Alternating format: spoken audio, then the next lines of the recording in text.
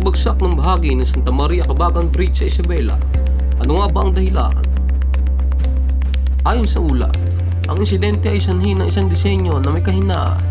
Pinapahayag ni Pangulong Ferdinand Bongbong Marcos Jr. na ang proyekto ay orihinal na nagkakahalaga ng 1.8 billion pesos, ngunit ito ay binawasan upang makatipid, kaya't ang kalidad ng disenyo ay naapektuhan. It is a design flaw, mali yung design. Ang history kasi nito, dapat ang funding nito was supposed to be, ang project cost nito is 1.8 billion. So binawasan to under 1 billion para makamura. Ayan, inayos ngayon, ginawa ngayon yung detailed design.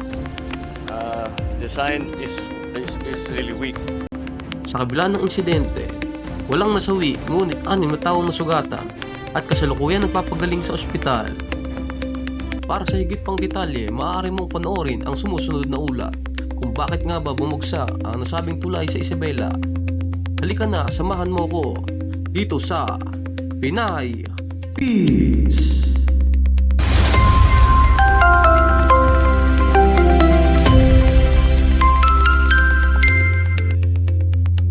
Sa mga nagdaang araw, nagulat ang buong bansa sa insidente ng pagbagsak ng bahagi ng Santa Maria Cabagan Bridge sa Isabela.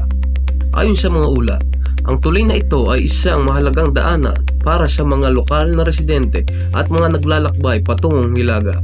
Ang pagbagsak ng tulay ay nagdulot ng matinding epekto sa transportasyon at sa mga tao sa paligid. Ang insidente ay nangyari noong Pebrero 27 sa taong 2025. At ayon sa mga saksi, ito ay isang malupit na pangyayari. Nasa tulay ang ilang mga sasakyan at truck nang nangyari ang pagbagsak. Bagamat hindi naman ito nagdulot ng fatalities, hindi maiwasang magdulot ito ng pagkabahala at takot sa mga tao. Sa kabila ng insidente, may 6 na taong naiulat na nasugatan at kasalukuyan nagpapagaling sa ospital. Ayon sa mga otoridad, ito ay nagbigay ng alarma sa buong komunidad na kailangan ng agarang aksyon upang maayos ang makaganapan. Ang mga eksperto ay nagsabi na ang pagbagsak ng bahagi ng tulay ay dulot ng isang kombinasyon ng mga salik. Ngayon sa mga ulat, isang disenyo na may kahinaan sa structural integridad ng tulay ang mga maaaring naging sanhi ng insidente.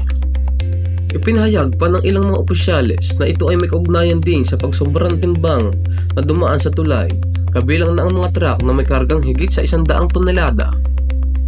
Ang Department of Public Works and Highways ay nagsagawa na ng investigasyon at nakatutok sa pagtukoy ng mga sanhi ng insidente. Sinabi ng ilang eksperto na ang disenyo ng tulay ay may kahinaan at may mga pagkakataon na ito ay napabayaan dahil sa pagbabawas ng budget sa mga proyektong infrastruktura. Bakit nga ba mahalaga ang Santa Maria Cabagan Bridge? Ang Santa Maria Cabagan Bridge ay isang mahalagang proyekto para sa mga tao ng Isabela at mga karatig lugar.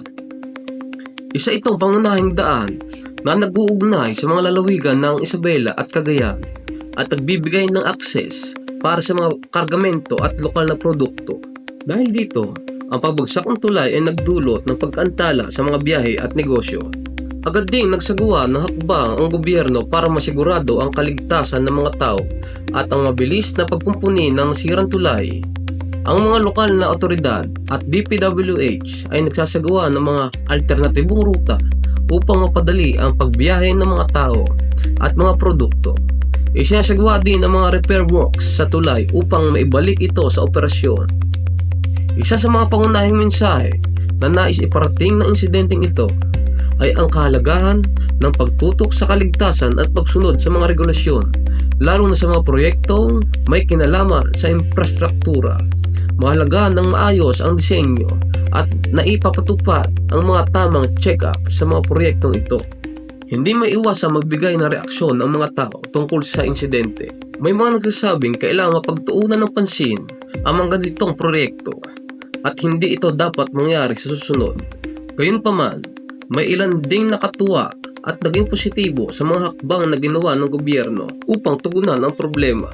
Sa huli, ang insidenteng ito ay isang paalala, kailangan nating maging mas maingat sa mga proyekto ng gobyerno, lalo na pagdating sa infrastruktura Ang mga ganitong insidente ay may malalim na epekto sa mga tao at ekonomiya, kaya kinakailangan na masusing pag-aaral at pagpuplano upang maiwasan ito sa hinaharap.